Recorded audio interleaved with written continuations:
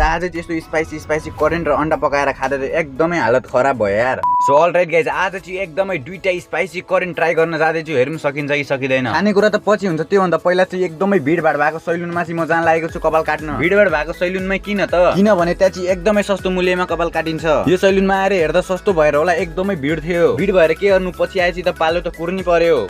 हम लोगों ने गरीबी देखी, जसरी तसरी कपाल काटेर खानु थालेको हैन। हैन खानुभन्दा पहिला चाहिँ पकाउनु पर्छ र पकाउनु भन्दा पहिला चाहिँ किन्नु पर्छ। त्यसैले म सब आइटम किन्न आएको र घर आएर फ्रेस भएर बल्ल पकाउन लागेको। यस अफ कोर्स सही सुन्नुभयो, अब चाहिँ बल्ल पकाउन लागेको।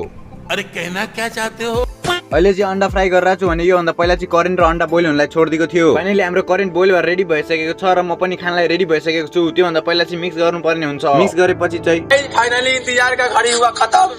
और होगा धमाका। भाई आज ऑमलेट नहीं बनाऊंगा, आज तेल का ऑमलेट बनाऊंगा।